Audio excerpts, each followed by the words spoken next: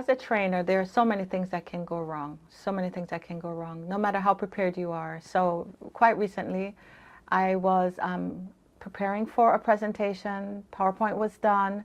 My assistant sent me the link to the PowerPoint, and the workbook was done. Everything looked great. I looked at the workbook, thought, great, the PowerPoint mirrors the workbook.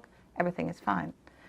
And just before I was heading out to the presentation, I decided to click the link to download the PowerPoint. And it said link expired. And the presentation was in 30 minutes. I had to literally leave my office and walk to the client's office. And needless to say, there were many things racing through my mind. But one thing I have learned is in the moment, you just stay calm and carry on.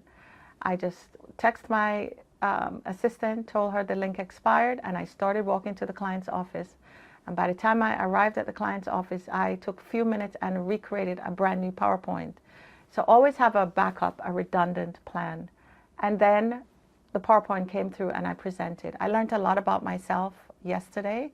I learned that we should all sometimes just relax, literally relax, and know what's in your control and what isn't in your control. And trust yourself that you